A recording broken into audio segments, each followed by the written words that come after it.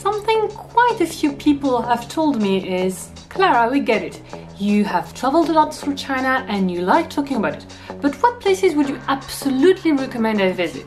Well, I'm glad you asked. Hi lovely humans, my name is Clara and I've studied for a year in Fudan University in Shanghai, which means that I had time to travel quite a lot through China. Because there is so much to see and so much to visit in this beautiful country, I give you in this video my personal picks for top 10 places to visit in China. Of course, this is all personal preferences and this is only based on my experiences, so you're completely free to disagree and to have different opinions, and I would love you to share them in the comments. And I will only focus on mainland China, meaning that, for example, Hong Kong won't be included in this list, but I would definitely recommend you to go there because I loved Hong Kong. Anyway, let's get into it. Number 10 is Suzhou, more specifically the Labrang Monastery. The Labrang Monastery is located in the south of Gansu province, in an area that was historically part of Tibet. Most of the population belongs to ethnic minorities, and Tibetan Buddhism is especially strong in that region. Labrang Monastery in itself is one of the most important, if not the most important, center of Tibetan Buddhism outside of Tibet. So it offers a really great opportunity to discover the life of a monastery and to see the devotion of believers without having to go to Tibet. Number 9 is Hangzhou. Hangzhou is quite close to Shanghai and easily reachable by train from there. It is renowned for its West Lake, which is beautiful and is recognized by UNESCO as one of the World Heritage Sites. The surroundings of the lake are super nice and it's really a pleasant feeling to stroll along the banks. The hills around there are very green and make a good hike. You also have temples and you can visit tea plantations and the only national tea museum in all of China. My number 8 is Suzhou.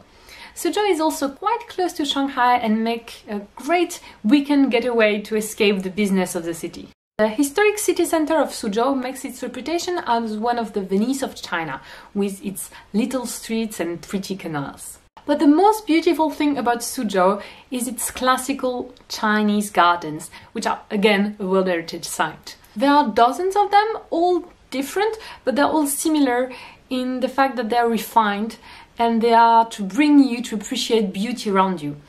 So Suzhou has been, and since centuries, a city of arts and of poets. While you're there, you can even enjoy a piece of Kunxu opera.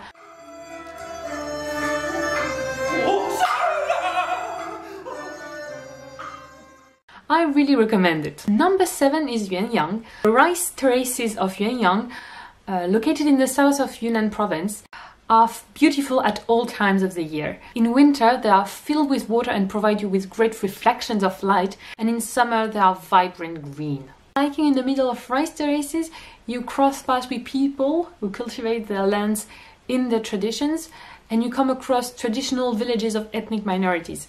Here you definitely experience rural China in a way that you won't see elsewhere. Number 6 is Dili. Dili is also located in the Yunnan province, but a bit up north. Dili is a perfect place to go explore the neighboring Changshan mountains, but also the Erhai Lake, or to go visit villages of the Bai minority. But in itself, the town of Dili already deserves a place on this list. It has a long history as an old capital of an ancient kingdom. Its historic center from the Ming dynasty has been quite well preserved, and it has a very chill and laid-back atmosphere. There are tons of restaurants, bars and cafes, and it's definitely a good place to take your time. Number 5 is Beijing.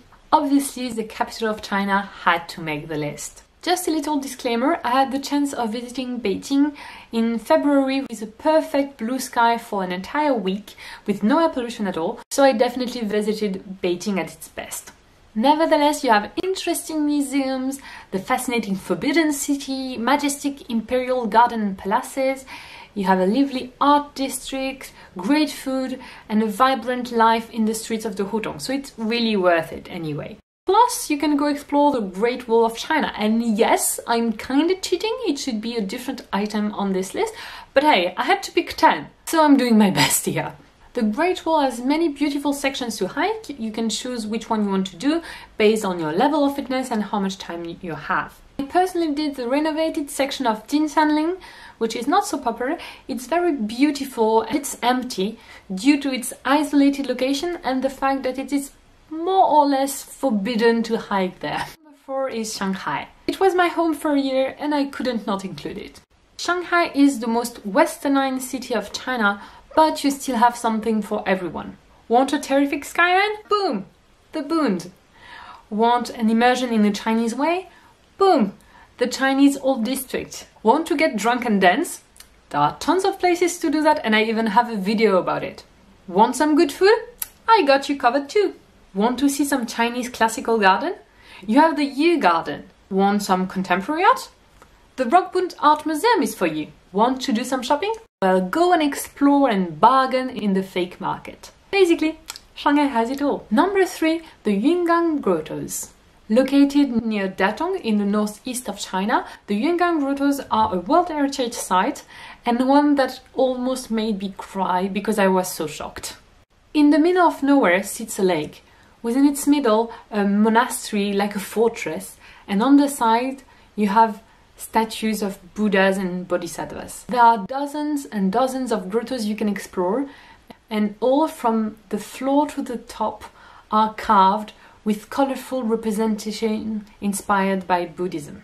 Different times and different school of thought brought their own style and left their own mark, and the whole thing is just breathtaking. Sure, it's a bit outside of the traditional touristic itinerary, but if you can check it out, go for it. Number 2 is Wuishan. Wuishan is a scenic area in Fudan province. It's quite overlooked by expats and tourists, and I don't really know why, because it's gorgeous. The landscapes looks like it could be in Vietnam or in Thailand.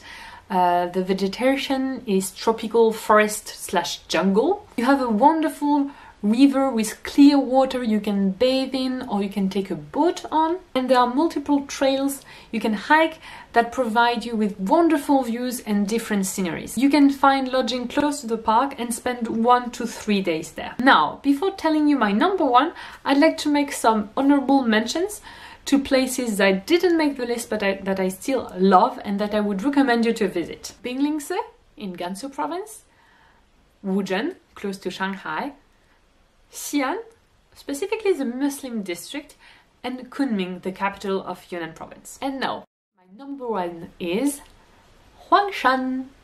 Okay, so this was a tough decision, but my favorite place in China has to be the Yellow Mountains.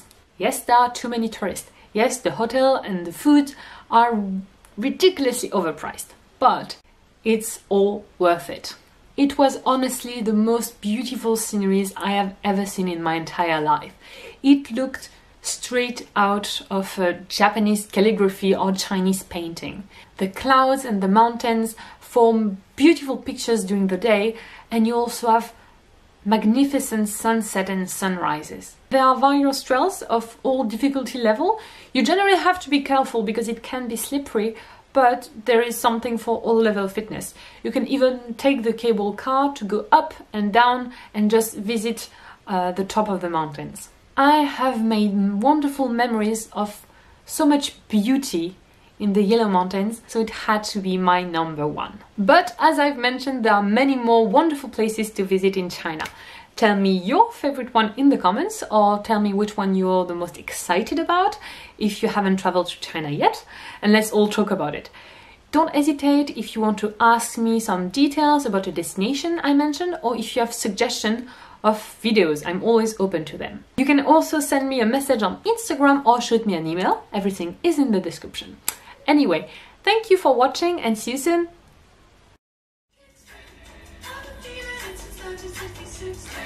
Je pense qu'on est prêt.